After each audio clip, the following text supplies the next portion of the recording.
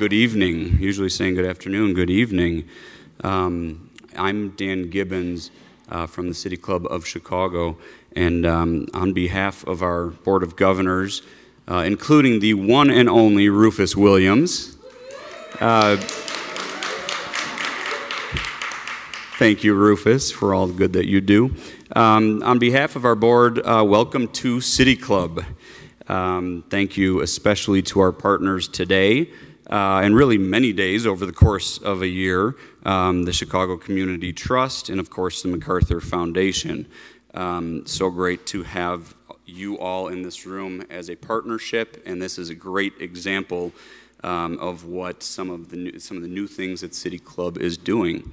Juan Salgado is here from the city colleges. David Griesing's here from the Better Government Association. We just have such a great group, and this is what we do. Is and Joe Ferguson, Civic. We're bringing all these different groups together and bringing these different all sorts of sectors and philanthropic and government and you name it. We're coming together to have some of the right conversations and elevate all the great things that you all are doing. So as you can see, we're not having lunch at Maggiano's, but we do love experimenting. Where's the chicken? Sorry, Andrea. Maybe we have some lemon cookies, but that is intentional, and we do like to experiment. So here we are at the experimental station, which I hope everyone gets a chance, if you haven't already, to check it out. And actually, before we really get started, I'd like to introduce the co-founder and the executive director of the experimental station to share a few more things about this wonderful space. So please welcome Connie Spring. Thank you, Connie. Thank you for having us. Thank you so much for being here. Again, I'm Connie Spring. I'm the a co-founder and executive director of Experimental Station, and I just want to thank you all for being here. We are truly honored. We're way down here on the south side, and a lot of people get lost trying to find us, so we hope that you did not get too lost getting down here. So in addition to, you'll hear about the work that we do, and the support, I should say, that we give to journalistic enterprises, and we have done so since the very beginning of Experimental Station, largely because we believe really strongly in the importance of local journalism for just protecting our civil liberties, but also, it's the foundation of democracy, if you read Tocqueville. And it is crucial to our democratic system. So in addition to the support for local journalism, we also do a lot of work around food access.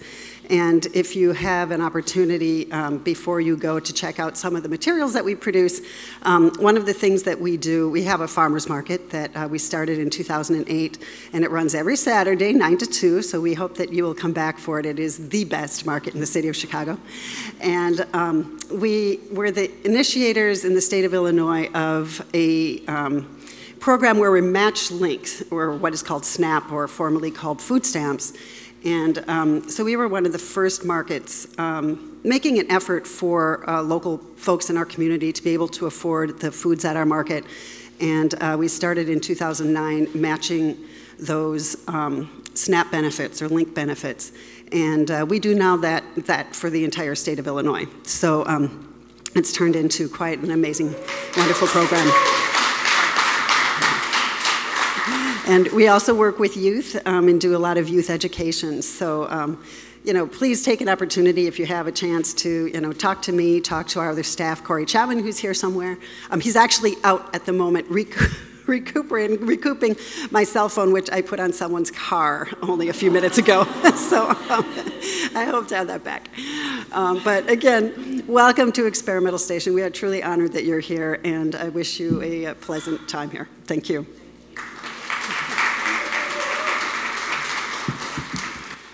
Connie, thank you for welcoming us here. And a special thanks to Corey, who's out very busy. Thank you, Corey, and your whole team. I know you've all done a lot of work to get us here today and make this a reality. So just a reminder, if you have any questions, we are at City Club. We always welcome questions. There will be some Q&A at the end. There's a table over there with these blue cards. So either we can either pass them down or raise your hand or grab a paper, blue piece of paper to write your question out, and we'll get it answered up here. And don't hold back, because we've got some amazing people here today that you're going to hear from, including 2 recent Pulitzer Prize winners. How cool is that? Can't wait to hear from them, from our panel, and from you all. We love questions, as Sylvia Ewing knows. We love questions. We love this conversation. Keep it going. So please think of some of those questions. Get them on up, because you got some amazing people here to hear from. And one of my most amazing City Club participants and friends of ours is going to kick us off today. So to open today's program, please welcome a great partner and a great civic leader. We're so fortunate to have here in Chicago the president and the CEO of Chicago Community Trust, Andrea Sáenz. Thank you, Andrea. Thank you. Thank you, Dan, and thank you, Connie, for joining forces and allowing us to come together in this beautiful space. What an incredible day. Thank you all for coming. Thank you for spending time together with us this afternoon. We are in Chicago pretty lucky for lots of reasons. I won't go into all of them because I could stand here all day. But one of the things that we're really fortunate to have is a very robust and dynamic news ecosystem. As Dan mentioned, Pulitzer Prize winners galore in our city and amongst us today. But one of the things that is a challenge here, just as it is everywhere in the world right now, is that those news organizations haven't yet settled on a business model, a revenue model that allows them to sustain their operations, to grow, and to give us all the news and information, frankly, we deserve, and that our democracy requires. So we are thrilled to be in partnership with many of you in the room, with the MacArthur Foundation and with others, to try to contribute in some way to solving that challenge, and to doing so in a way that is inclusive, that brings everybody to the table, whose voice needs to be heard, and whose perspective is really critical to our democracy, and doing so in a way that leads the way for our nation and maybe beyond. We are very competitive here in Chicago. I am now a true Chicagoan in that I want to be the best, and I want to be, leading the charge, and we really are.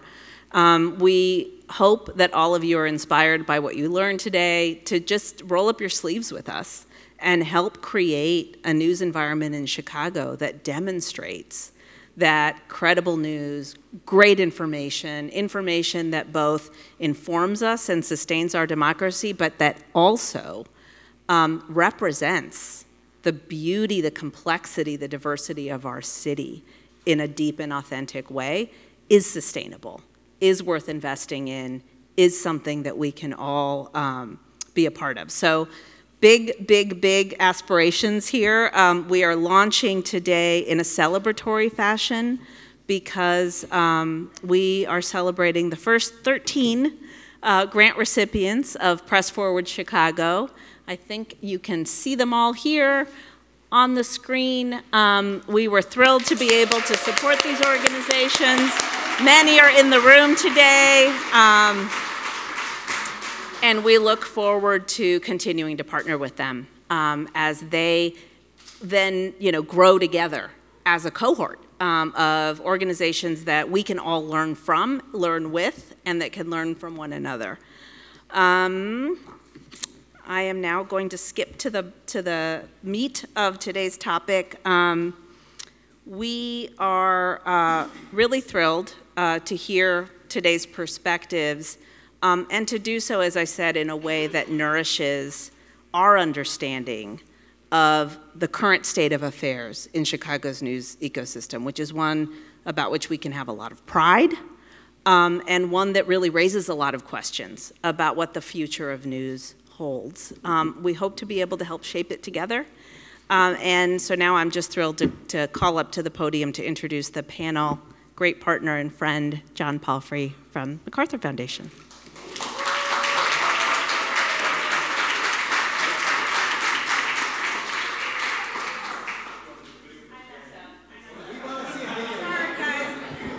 see a video about Press Forward before you hear from John. Sorry about that. Thanks for understanding, everyone. Our job as journalists is to tell the truth. That's become increasingly difficult and increasingly important in the era we're in. When local news disappears, when it dissipates, people lose access to credible information that helps democracy run and thrive. People have a right to know what is happening in their community. People have a right to know what are the decisions that local electeds are making. And not only that, like, people deserve to have opportunities to actually become engaged and be their own, storytellers and their own reporters. If there was ever a time to be able to get down to those frontline communities and equip them with the tools to be able to tell their story, it's now. Press Forward is an opportunity to collaborate across the city with all of the wonderful organizations that provide news and information. We want to see that network of news organizations grow and flourish in Chicago. One manifestation of the state of the industry is the phenomenon of news deserts. I'm Deborah Douglas, and I'm the director of the newly created Medill Midwest Solutions Journalism Hub. So communities don't have access to credible information that connects them to the civic infrastructure that allows them to make good decisions. I think it's so important to be able to invest in the places where people are moving to, where there's even less of an infrastructure and where local governments are used to operating in secrecy without anybody really asking any questions. Mi nombre es Irene Rómulo y yo formo parte de Cícero Independiente. Nosotros somos una organización de noticias bilingüe aquí ubicada en Cícero y nos enfocamos en proveer recursos e información para la gente que vive aquí y entrenamiento para personas que están interesadas en involucrarse en el periodismo local. Right now we publish online, usually weekly in both Spanish and English, and we also do quarterly print editions because we know that not everybody who lives here in Cicero has access to the internet or knows how to get information just off of social media or online. When we start asking questions, when we start showing up to local board meetings and recording them for people to see, they don't necessarily like that, and they've actually placed a lot of barriers to us getting information. We do encounter resistance. A lot of people don't want the truth to come out. They don't want to talk to you. And that includes, most notably, people in positions of power. And it's our job to sometimes confront them respectfully, but to really ask questions that the public needs to know. My name is Mick Dumke. I'm an editor and reporter for Block Club Chicago. A lot of places don't have any news coverage. Here in Chicago, we're really lucky that we have such a wide range of news outlets. Journalism isn't free. All the stuff I've been talking about telling the truth, gathering the information, making sure we have it right, that takes time. It takes people. You can't just live in a rarefied space and think that the things that happen to other people will never happen to you. Look, we are situated right now in the only state park in the city limits. This is William Powers, and the reason why we're here is because this little lagoon, before this water reaches Wolf Lake behind me, it comes from the Calumet River and it has to pass through one of the most polluted parts of my neighborhood called the Shroud Site. I'm Olga Bautista. I'm the executive director of the Southeast Environmental Task Force here in the Hegwish neighborhood in the far southeast side of Chicago. But we had this huge fight to stop the relocation of a metal shredder from the Lincoln Park neighborhood to our neighborhood here on the southeast side. It took a hunger strike going on during a global pandemic, during racial uprisings. Having the coverage that we had during that time was so important for us to be able to win this campaign. Getting our stories out into the media was what actually won us the campaign. More resources would enhance the quality of journalism that we're able to provide. It would allow us to do more with technology, deeper dives, and data. There are so many untapped ideas, but we just don't have time and resources to actually engage that can really make a difference in how people interface with the information that we're serving. Local news is essential to our democracy. What it needs is more support from those of us in the philanthropic community, from those of us who are readers and listeners and viewers. I'm John Palfrey. I'm president of the John D. and Catherine T. MacArthur Foundation here in Chicago. Andrea, Sáenz. I'm president and CEO of the Chicago Community Trust. We have all the ingredients of what the future of news might be like. We should invest in that, experiment, and grow it so that we can learn together what a robust, diverse news ecosystem can create, and I think it will be better. Join Press Forward. This is an invitation. You can contribute alongside us in this fund that supports local news and our democracy here in Chicago, and we're going to make a difference together.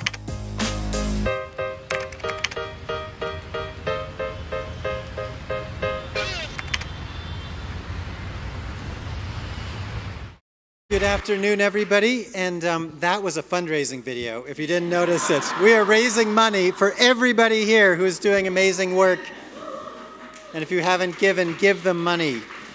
I'm John Palfrey, president of the MacArthur Foundation. Couldn't be more honored to say a few words of welcome and then get off the stage, because we have the most amazing panel here. Let me please reiterate the thanks to Experimental Station, to Connie and Corey, to the City Club, to Dan and Amanda and team. We were approached about saying, would we do something for Press Forward at City Club? As a proud City Club member, I said, absolutely, let's do it, but a couple of rules. One is, you want to hear from me as little as possible. We're going to put on the table some amazing information from people who are not me. And second was, we're not doing it at Maggiano's. I love Maggiano's. That is a fabulous pasta. But we are going to do it where it's really happening, and we were so thrilled that Experimental Station is our home for today.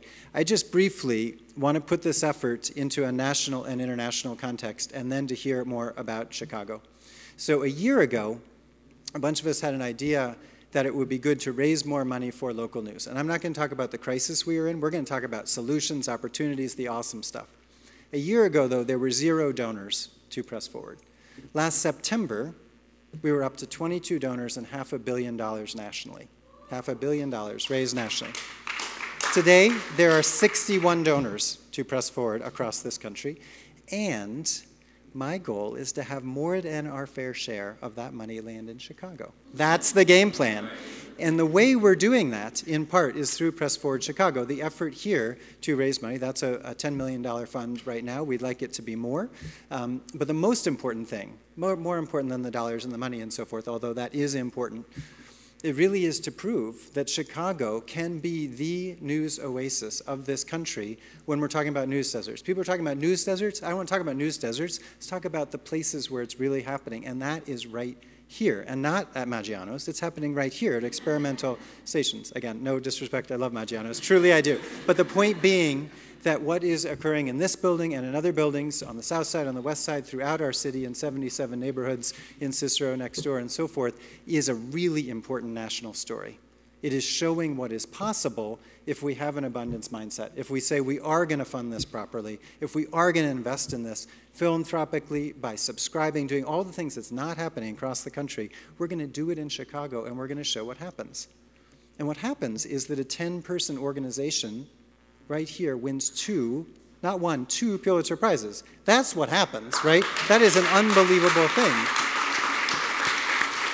And that's usually what, like, New York Times has hundreds of millions of dollars a year, but it was, I don't think that exactly hundreds of millions of dollars is the budget that it, no? I don't think Invisible Institute has quite that.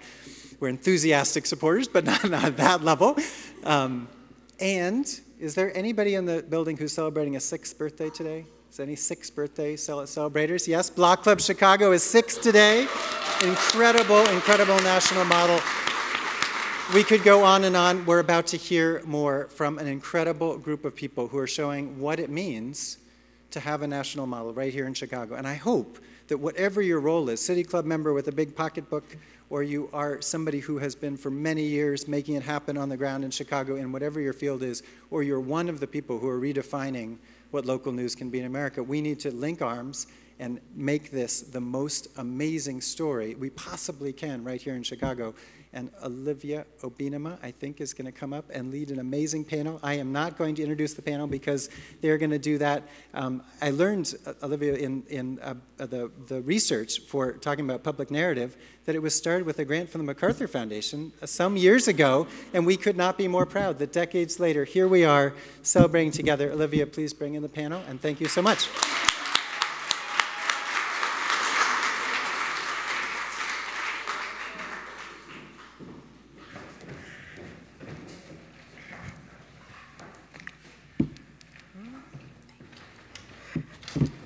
Do you want to say here?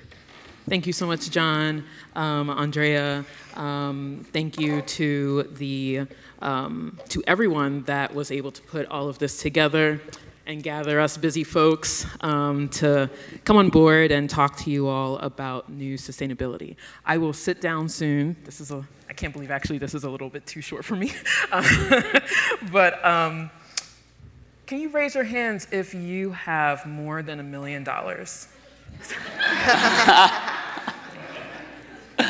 Okay. I tried to get money for y'all. Didn't work out. I might point to some people because I know they have money. But no, I thank you all for being here. I'll just say this, local journalism is the lifeblood of democracy. There are so many folks on the ground that not only have experienced challenges and barriers in their lives, but have taken that as fuel for fire to be in this industry, to address concerns and challenges and issues that not only they share with their neighbors, but that they know there's so many more people out there that are dealing with. And so, I'm really lucky to be part of an industry that has people who have experiences that we are trying to also cover, that we are trying to also expand its reach on, and more importantly, that we're trying to get funding for to build more accessibility to that information that gives us the solutions that change, and that hopefully allows us to build on policy and make actual impact. I have a fine panel here that in all of their backgrounds have done just that in providing impact in their own way, in their own newsrooms, in their own organizations. So I will not be addressing at length their bios. You can find their bios on the website. We have a very short time to discuss a very important topic, and I want to make sure that we also make time for questions from the audience. So let's get started. I do just want to give out some names here. So you put some names to faces. If you could just wave for us. We have Sarah Conway, who is a senior reporter at City Bureau and a Pulitzer Prize winner. We also have Trina Reynolds-Tyler, who is the director of data at Invisible Institute, also a Pulitzer Prize winner. Do I need this? Ooh! Okay, here we go. I was feeling confined. That's better. Yeah, it's better, right? I feel free. Yes. Thank you. Wonderful. Thanks, Mackenzie. We have Jacqueline, aka Jackie Serrato, the EIC of Southside Weekly. We have Mackenzie Warren, who is the director of the local news Accelerator at Northwestern. And thank you for joining us. Mackenzie, because we're talking about money, I have to start off with you. There is... You must know something I don't know. I know a lot of things. But Northwestern, the local news initiative, came out with a recent report around news coverage here and news consumption here in Chicago. Let's talk about money. What are some of the findings that stand out in this report? And what does it mean, or at least what is the state of our financial health according to this report? Well, let me start out with answering the second question first, the state of our financial health in the eyes of consumers. Yeah. We surveyed 1,000 people in the 14 counties that comprise the Chicago metro area, running from Kenosha to Gary, all the way out to DuPage, Will, Grundy, McHenry. 71% of those people who we surveyed believe that the local news industry is doing either well or very well financially. Now, I don't know about you, but that doesn't seem to square with my experience or with the experience of any journalist I've ever met. In Illinois, we have lost 85% of the journalism jobs since 2004. Wow. Half of those are here in the Chicagoland area. So does that show you that there's maybe a disconnect between how consumers of our product, our cause, our religion, how do they think that we're doing? And are we going to be there for very long? We heard Andrea talking about the birthright of democracy is founded on free and open information. Connie said similar things. Well, it's not there if it's not paid for, just like any other product of value. So I think, I have a lot of good messages that I think come out of the survey as well, but that was the second question you asked me. Now, to the first question, and I think this is something that we should look at both as full of hope and full of pessimism. We have to figure out which we're going to make of it. 19% of people in the Chicagoland area are willing to pay for local news. So now we might think 19% is a small number. Do you think it's a small number? Now, see, I'm the one asking the questions. All right. But sure, yeah, it's a small number. I'm not the hot seat. You're in the hot seat. If we said 19% of people showed up to vote, would say that would be a small number. Right. So, but I play along. We've got round about 10 million people who live in the Chicago metro area. So 19% of that adds up to about 2 million people. Well, if those 2 million people paid an average of $10 a month for their local media, their local news, that's a $250 million industry. And if we were a startup, that'd be pretty damn good, right? We'd have a $250 million in the pipeline. We'd have a robust customer list that we've been doing business with for decades. We'd have trusted B2B relationships with all of our clients. We'd have positive cash flow. We'd have widespread brand recognition. That's actually a position of strength from which to be operating. So if you're an investor and you're thinking about, should I be putting my money in the local news ecosystem, I'd say we're a great place to place a bet. Now, do we need to make some changes in our operating model? You bet we do. Our content is great. Our packaging and distribution, which was long a huge advantage of ours, is lousy. It's frail. It's out of date. It's stale. It's weak. The good news is you can change your manufacturing, packaging, and distribution a lot faster and better than you can change your content. Content is king. It always has been. It always will be. That's what people are paying for. So we need to sort out the delivery mechanisms to make good on that, the promise of those 19% of people who are still willing to invest in us. And, it is way faster to change the distribution, the processes. It is also expensive, right, to do that work. Jackie, as editor-in-chief of Southside Weekly, you've had to make a lot of different decisions when it comes to what your newsroom gets to put out for its readership and how that affects the bottom line. What kind of strategies, take me through the plan here, what kind of strategies do you guys instill to kind of balance that out and be as resourceful as Southside Weekly has been? Well, I don't know how familiar everybody is with Southside Weekly, but for the first practically 10 years of our existence, we were a volunteer paper. It's not an ideal model, right? Because everybody should get paid, reporters should get paid, editors, photographers, etc. But it started off as a student-led newspaper independently from the University of Chicago, and since then has grown and evolved to become much more representative of the South Side. But still, in those first 10 years, we managed to put out really groundbreaking work, but we were relying, on the passion and ultimately free labor of so many people who wanted to, who were interested in journalism, wanted to explore what it meant to contribute to a newspaper. But at the end of the day, it was not sustainable.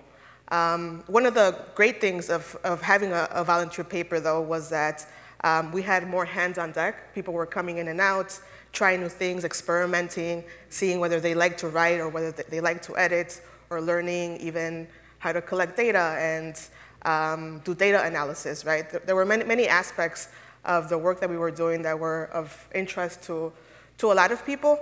However, even after we had developed a lot of people in the field of journalism, we ended up losing them. It was hard to retain them. So there's actually plenty of very prominent news outlets in Chicago that have somebody in their team who comes from Southside Weekly, right? So we knew that we had to become more sustainable.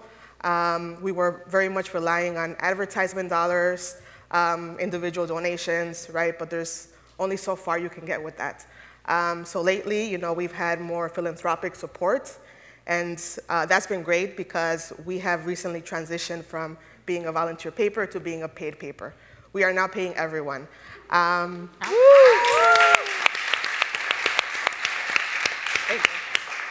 So we are very proud of that, but you know, that also means that we are relying with a smaller contributor base, and you know, we want to pay people, we want to produce content that is reflective of Southside communities, we want to pay a living wage, but that does mean that we are going to need continued support from philanthropy. We are going to need more individual donations, more subscriptions, selling more merchandise. We have to have a diverse sources of revenue, basically. So we're figuring it out. We merged with a local community paper called the Hyde Park Herald. They're the oldest community paper in Chicago. So you know, we're finding ways to make our operations more efficient and to get more support and more readers and more distribution on the South Side. So I don't exactly have like the solution for what the model should be, but we've tried many things, you know, from being a volunteer paper to now trying to find diverse sources, and we just need your support. Money, money, money. I hope you hear money so many times throughout this conversation. No, but seriously, I hope you hear money so many times throughout the conversation. And those of you that can give to this initiative as it impacts so many and helps us get to this goal of being a sustainable news oasis. Jackie, thank you. Trina, Sarah, congratulations again on becoming Pulitzer Prize winners.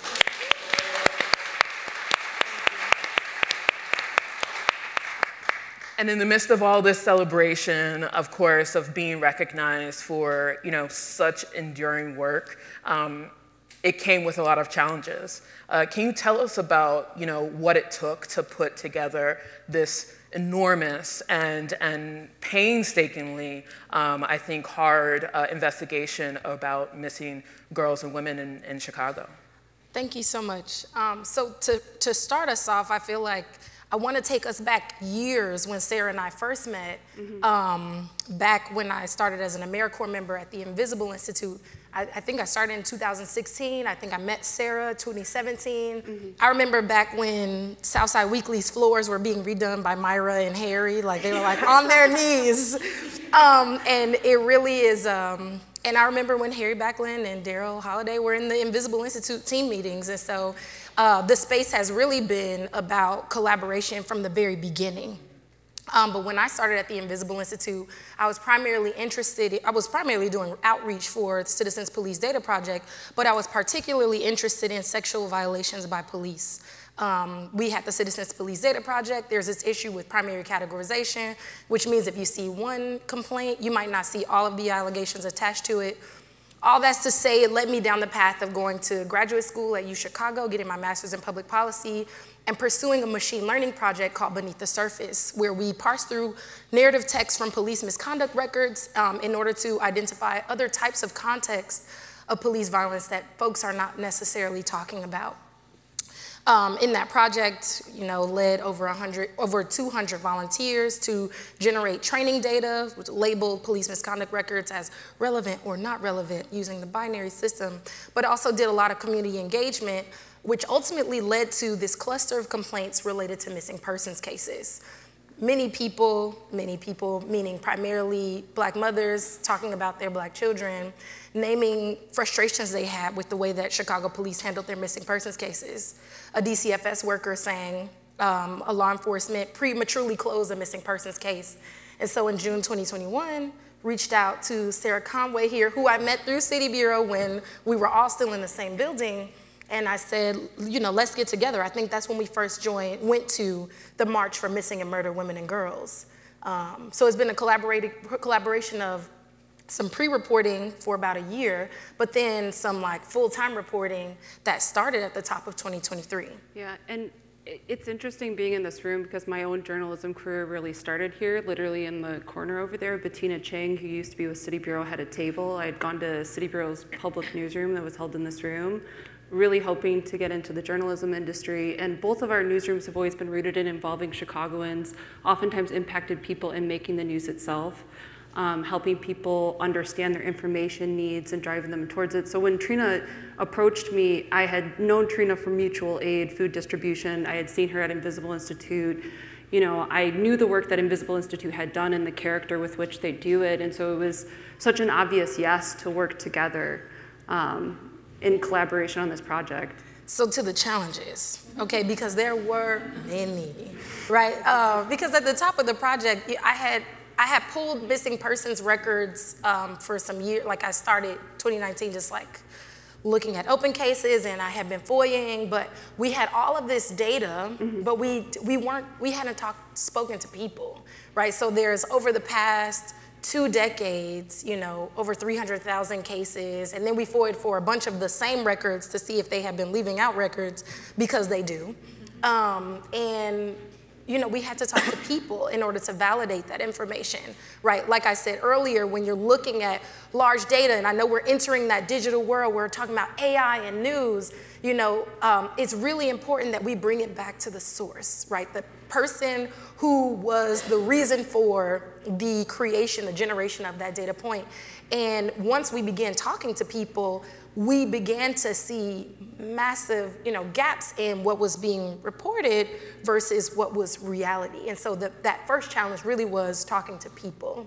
Yeah, and I think what made our investigation special was at the heart of it, it was impacted people in community. We were always thinking about them. People's experience really drove how we investigated over 1 million records and data points. And we were thinking about them both in terms of mitigating harm. Trina and I came together because we have, for our lives, really been devoted our work to survivors of domestic violence. And so we knew inherently starting this work that gender-based violence was a really big part of the missing persons crisis in Chicago, and it disproportionately impacts Black women. And so when we were doing reporting and going through records, we also knew ultimately that we didn't just want to publish an investigation that lived on a website or was in print. We wanted to make sure that we had events that were specifically tailored for survivors. We knew that we wanted to have events for the public where people could engage with our reporting and actually process it because it was very heavy. And we knew we wanted to have events where we would ultimately have survivors and audience members actually interact with one another in a way that's not exploitative. And so, yeah. I mean, and just to wrap up this question is like just coming back to something Mackenzie shared with us earlier, which is that what Families' Voices, the part 7 of Missing in Chicago, which Mackenzie has given the advice to listen to it instead of reading it because it is in our voice. But it really, you know, we really fiercely convinced our editors, our teams that this kind of narrative portion was extremely important because we didn't want to, you know, it was important for us to interrogate these systems, right? This is an investigative piece. We're interrogating what's what's going from one place to the next, but we also didn't want to diminish the people, the characters in our story to the worst moment that had happened to them. We recognize that an instance of brutality, an instance of missingness, an instance of violence is not just connected to the moment that it happens, but the many moments that came before it and the many characters and people who were a part of that. And we felt that, you know, even, you know, Shantae Bohannon's mom saying like, Shantae being in the kitchen saying like, look, Ma, I got a booty. Like that's something that many of us can, well, some of us can. Speak on it. But seriously though, right? We know what it feels like to be in relationship. We know what it feels like to have a mama, auntie, cousin, father, sibling, best friend, right? And the more that we can introduce the reader into this kind of shared experience, have the reader also recognize themselves as the audience who is also impacted. I mean, it's extremely important. And I think because of the values of our newsrooms, there was a belief in this project, but I think sort of what this is touching on is that impacted people should really be at the heart of the work that you're doing, and that I think we both deeply believe that you can reach them and you can involve them in audience work. And also at the end of the day, I think newsrooms are kind of grappling with this concept of being aware of the harm that we can cause as media to people. A big part of our work, Trina and I, we wanted to repair trust with families. Every family that we spoke to had extensive experience actually talking to media. And when we had gotten to them, they really didn't trust media anymore because journalists had come in, reported about, someone's sister or daughter being an alcoholic, what police had said, but no one had really talked to the families about who were these women, what had happened before they went missing. And we took a lot of time actually talking to them and having their wisdom and understanding of the problems that they've actually lived guide our work. And so that was really like a bedrock of the project. And I think that comes out of when you have newsrooms, like Southside Weekly, Invisible Institute, City Bureau, there's many others that are on the screen, like Block Club Chicago, Borderless Magazine, have really invested in being a part of communities, have invested in bringing community members into doing actual journalism. And I think that when you support newsrooms like that, you're going to have really impactful work. Because the people doing the work actually care. They've experienced it. They've seen how it's impacted their community. And oftentimes, survivors, when you talk to them, they want solutions. Yes, they're very disappointed in like structural failures, but people can find some level of healing in a small way from journalism that really centers them. 1000%. Yeah. Thank you.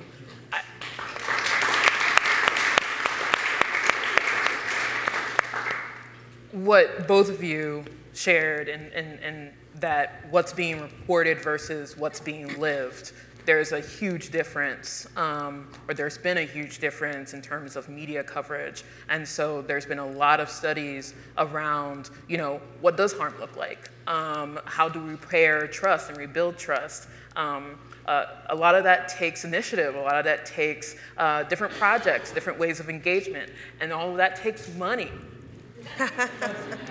I'm just making sure you get with the formula of this. Okay, so all of that takes money, but another key thing that you mentioned is you're bringing in the audience and making them a part of their story. There's a lot of these that are not our stories that are being told, but are actually real people, neighbors, friends, people down the street that are scared of not only law enforcement, but also of media. With this misperception, Mackenzie, of folks not truly understanding the financial health of organizations, not truly being able to see, for the most part, the cents and dollar amounts that go into every story, how do we bridge this gap of disconnect? Have you seen any solutions that have been played out anywhere else? If you can speak on that. It's a hard question, yeah. And I think it's against the backdrop of institutions of all kinds that have had plummeting trust now for decades, or at a low point, whether it's universities, whether it's government, whether it's police, I guess that's government, but whether it's journalism, et cetera.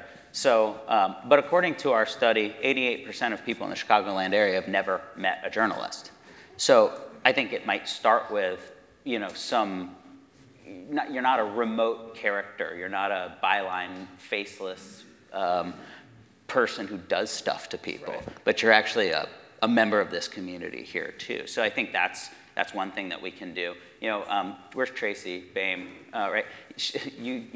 Where's your little thing that you handed me? She was doing some retail politicking here earlier. She had like this grassroots marketing that she was doing for an event.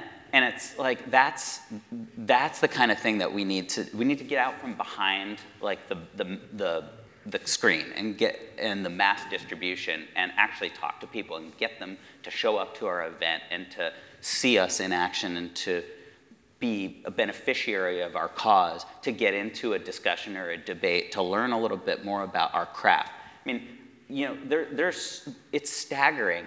53% of Chicagoans trust local news, which we actually think is a pretty high number in comparison to national figures that are down in the low 40s.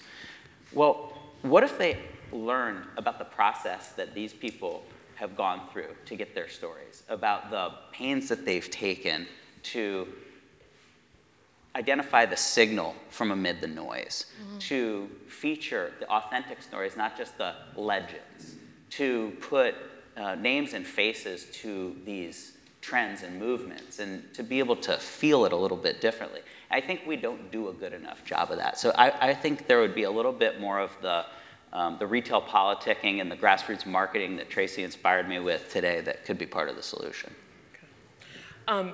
Jackie, when it comes to keeping Southside Weekly alive, and when we think about philanthropic support, how do you think, I know you say you don't have solutions, they have solutions, they have money, but how do you think that, you know, what do you think it will take for philanthropy to want to not only just support with funding, but see sustainable and consistent funding going to a newsroom like yours? I mean, we were just talking about trust in the media. Southside Weekly happens to have very good rapport with Southside communities. I would argue that. And a lot of it has to do with the fact that we're building like real working relationships with people. In many cases, we'll live in the same community or right next to each other, or you know, just the fact that we are place-based, about the South Side, from the South Side, all about the South Side, already gives us something that we have in common.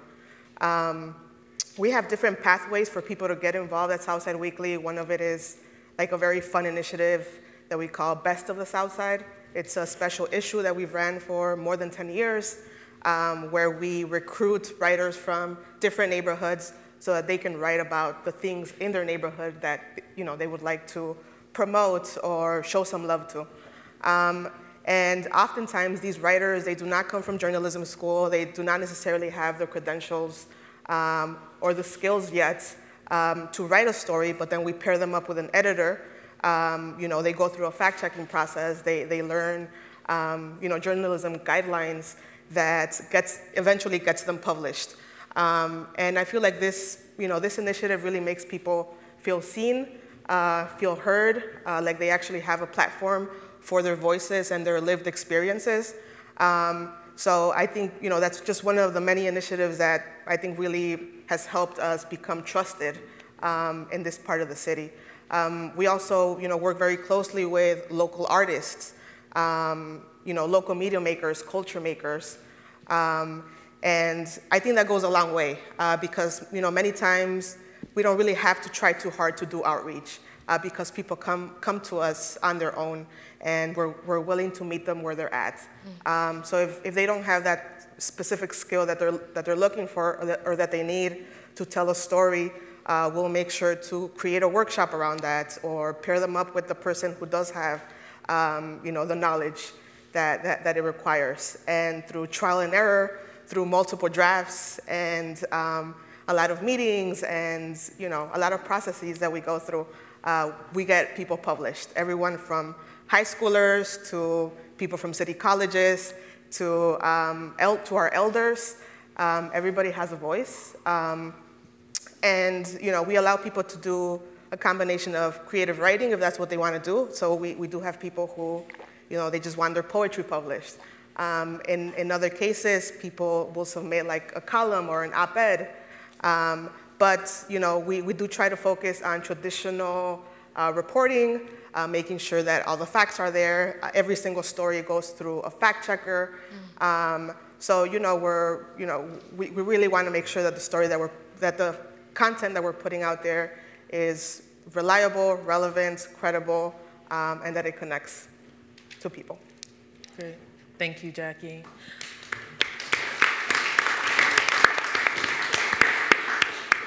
I want to get in some questions from the audience that we've already received.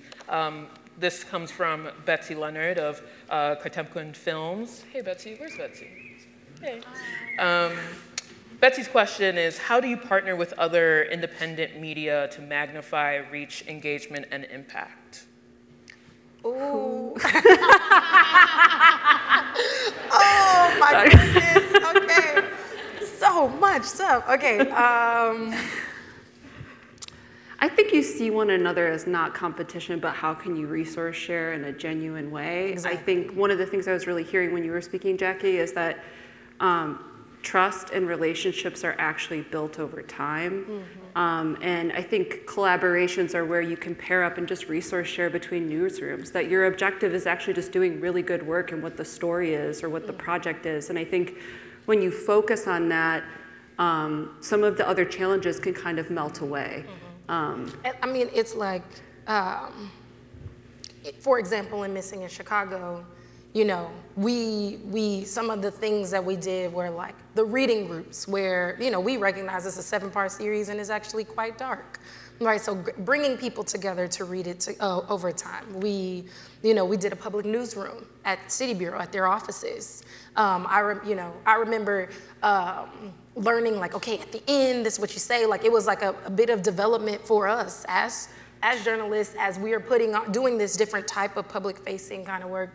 I think I moderated that public newsroom, and it was a learning experience for me. So thank you so much. And then, oh my goodness, there was one more. Oh, the brunch. Right, so there at some point, you know, we brought folks together, sources to eat together. People who had never, oh, I'm sorry, before I even go there, with our reporting, we have an audio version of it. And it was really important for us that on the accessibility piece, but we have an audio team. And our audio team was like, oh, we're cool to step in. And so we recognize amongst our community, there are many people who have different types of resources and skills. And the only way that folks can engage with you in a meaningful way, and that's with collaborators, that's with learning what sources, what our audience, what is fact to them, and therefore what we must report on or help to dispel in some cases when there's misinformation out there. But a part of the importance of being in touch with each other on a regular basis, right? We must be in touch so that we can, when the opportunity presents itself, make space for a multimedia opportunity that can begin before whatever is published is actually published. I would also add, as Director of Journalism, Media Engagement at Public Narrative, I think Jamira Alexander is here. She's just went to the bathroom, of course, when I want to shout her out. But our President and Executive Director of Public Narrative, we have just more recently acquired the Chicago Independent Media Alliance.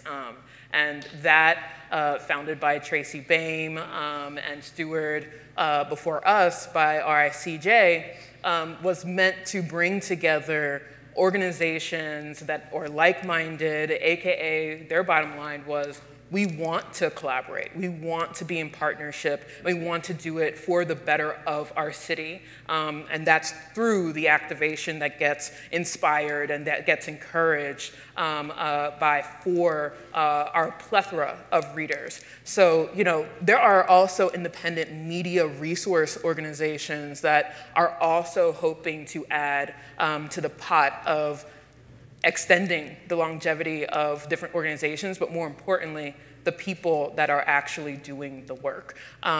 Mackenzie, I saw your head nodding a lot. I know you had something. Yeah, I was thinking about what an amazing time this is, right, in the regards that you're talking about. I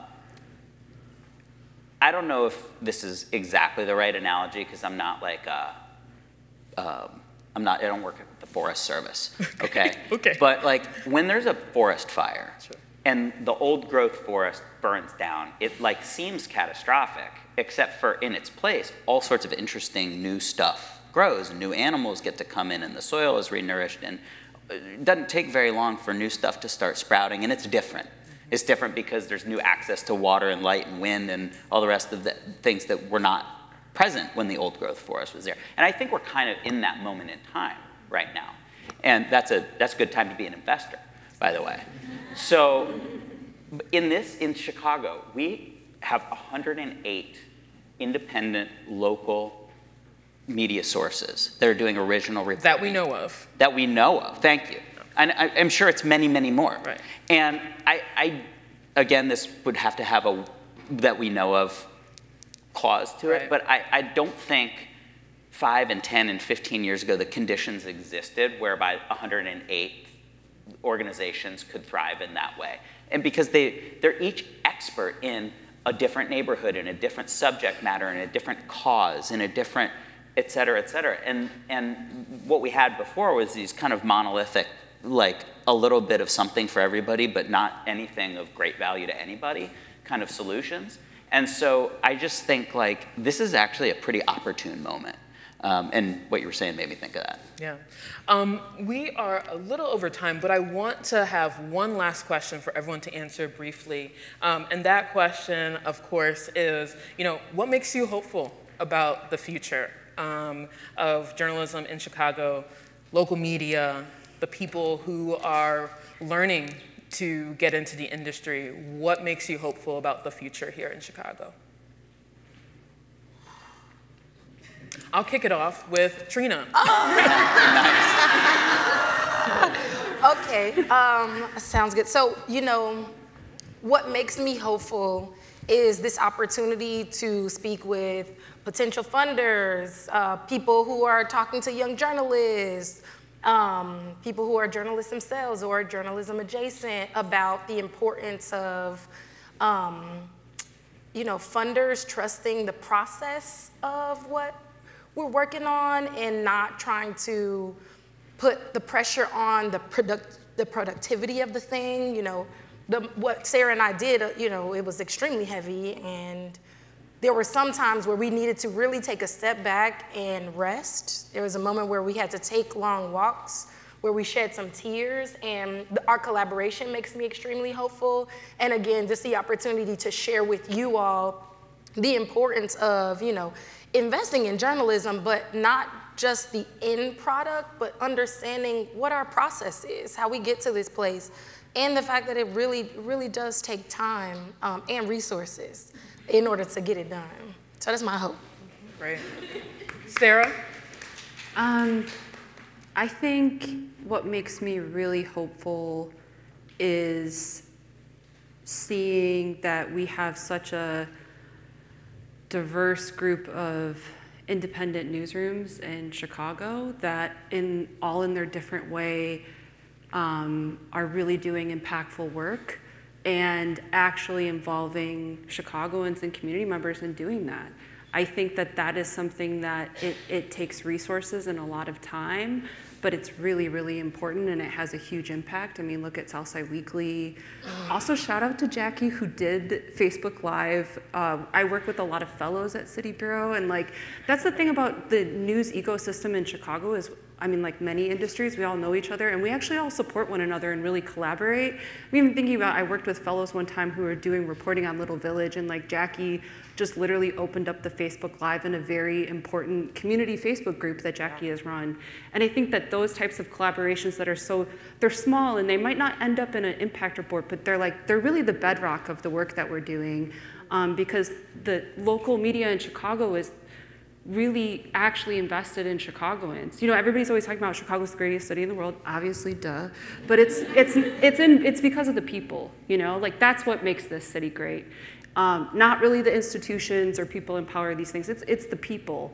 And so I think when you invest in local media in Chicago and newsrooms like City Bureau, Invisible Institute, or Southside Weekly, you're really investing in people because they're at the heart of the work that we're doing. And the list could go on and on. I'm a huge Block Club Chicago stan. Hey, Shimas, shout out feminism. BGA, you know what I mean? But it just speaks to, I think the character of the way that Chicago as a city is really, in my opinion, doing the most innovative journalism work in the United States. And we're really setting the model for other cities. And I think when you invest in these newsrooms, you're investing in that, ultimately spreading out. Thank you. Jackie, how about you? The young people give me a lot of hope. Like, we're in the age of citizen journalism, and if we think about all the media creators, content creators out there, how it's so many young people, right? This is the future, right? So I think it's important for us to like funnel these creative people, the content that they're producing, and making sure that it follows the tenets of journalism, that it is fact-checked, right? That we're not spreading misinformation, disinformation, and that we're also giving them the tools to do the multimedia work that they want to do. We are a newspaper, but it gives me hope that young people like to see their names printed on paper, Because like we have this idea that the young people, they only want to be like on Snapchat or Instagram or whatever, and that may be the case, but they also find value in having a paper copy of the thing that they just wrote. Seeing their name printed is super validating to them, and it really encourages them to keep creating content. So yeah, the young people is what gives me hope, but also this new interest in supporting nonprofit journalism. It feels very new. For a while, like the journalism industry felt really bleak. Like it was uncertain. There were so many cuts, job cuts, funding cuts. I've been in multiple newsrooms, including like the Tribune and the Sun-Times and other legacy media where you can feel like there's this uncertainty, right?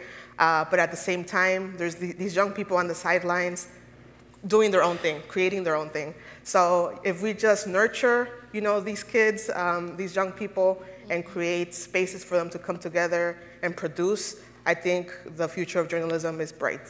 Great, thank you.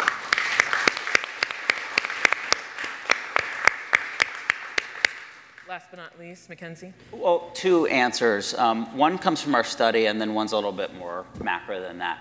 I was amazed and really happy to see that 88% of Chicagoans seek out local news at least once a week. Now, that's different from paying for it, a topic that I think you've emphasized today. Thank you. But we don't have a demand problem, and we don't have an engagement problem, and that's great news. Also from the study, now the #1 vehicle for delivery of local news is cell phones. It's the first time that that's been true, that the cell phone has been greater than the television or any other device. I also think that's great because cell phones are ubiquitous. Everybody has one, and so the lines of communication can remain open to those 88% of people and maybe the 12% that are living under a rock. At a more macro level, I'm hopeful as the world tilts more further toward autocracy. At least we have a local news ecosystem, whether you're paying for it or not. And our democracy has withstood some pretty good punches over the last 10 years, and we've stood up to that. And I honestly do believe that's down to people like the folks that are on this stage right here doing local journalism, keeping their fellow citizens and fellow residents informed, giving them the way to understand how to go about their everyday lives, how to spend their money, how to get their health care, et cetera. And so, those are the things that I think we're in a really good position to maintain with help from viewers like you. But it's a lot of signs for hope there. Yeah, thank you.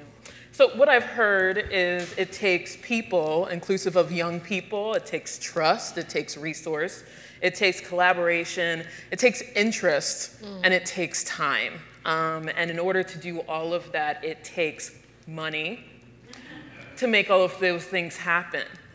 There is a formula that a lot of these newsrooms, many of them that you see represented on this, this panel, folks that are within this audience that have been formulaic as to building structures that are efficient and effective and scalable because they are dealing with fixed budgets. We can make that much more. We can make that more sustainable. We can make that thrive, and we can make that happen with our pockets. And it's clear to me that there is actual want to give, to want to see local journalism thrive. So let's activate that, right? Let's activate that. We have Press Forward. We have other initiatives that these local newsrooms do internally to ask for money. Let's put the longevity and the sustainability of these newsrooms as a priority. So we allow for not just the folks in this room to understand what actually happens, what's the reality of not financially supporting organizations like these seen on the panel, but to the people, to the folks that read, so they understand that it's not all bells and whistles, rainbows and sunshine when it comes to giving them the news that they deserve, the news that they want, and the news that they need to thrive in Chicago. So I really thank all four of you, Mackenzie Warren, Jackie Serrato, Trina Reynolds-Tyler, Sarah Conway. Thank you so much.